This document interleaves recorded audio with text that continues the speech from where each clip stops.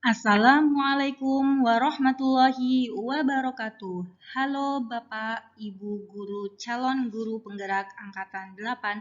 Saya akan menyampaikan koneksi antar materi, kesimpulan dan refleksi modul 1.1 Pemikiran Ki Hajar Dewantara. Tugas 1.1.A8 dengan saya, Devi Nurmayanti dari SMA IT Darul Hikmah Bontang.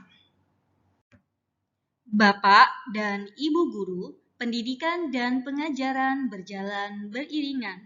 Pengajaran adalah bagian dari pendidikan. Pengajaran adalah proses pendidikan untuk memberikan ilmu sebagai kecakapan hidup anak secara lahir dan batin. Sedangkan pendidikan adalah menuntun atau memberikan tuntunan terhadap segala kodrat yang dimiliki anak untuk mencapai keselamatan dan kebahagiaan yang setinggi-tingginya, baik sebagai individu maupun sebagai masyarakat. Jadi, tugas kita sebagai pendidik adalah menuntun agar anak-anak mengeluarkan segala potensinya yang ada di dalam diri anak. Pendidik diibaratkan sebagai petani, di mana pendidikan hanya dapat menuntun tumbuh atau hidupnya kekuatan-kekuatan itu agar dapat memperbaiki lakunya, hidup dan tumbuhnya tumbuhan itu. Jika dianalogikan, pendidik ibarat petani dan anak didik adalah padi. Baik buruknya pertumbuhan padi tergantung cara petani memelihara tanaman padi mereka. Memberinya pupuk adalah salah satu cara padi tersebut dapat tumbuh dengan baik. Pertanyaan pertama, untuk memahami koneksi antar materi, kesimpulan, dan refleksi pemikiran Ki Hajar Dewantara yang pertama adalah apa yang Anda percaya tentang murid dan pembelajaran di kelas sebelum Anda mempelajari modul 1.1?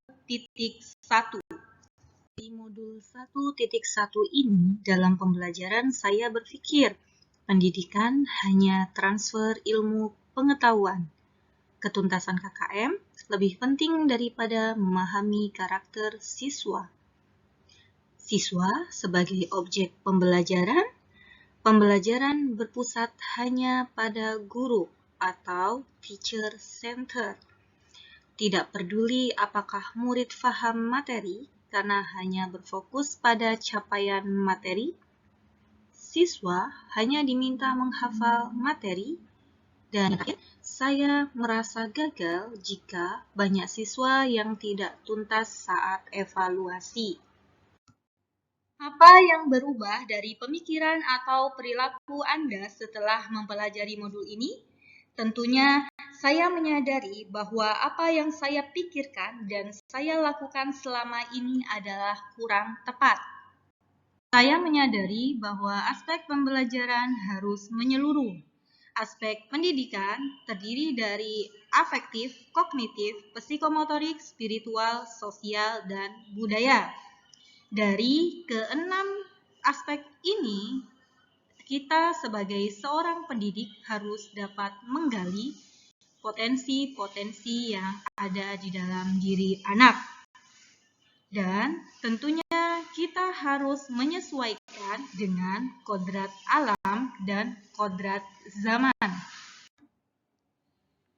Selanjutnya, apa yang berubah dari pemikiran atau perilaku setelah mempelajari modul 1.1 ini adalah murid sebagai subjek pembelajaran, di mana murid diberikan kebebasan untuk bereksperimen.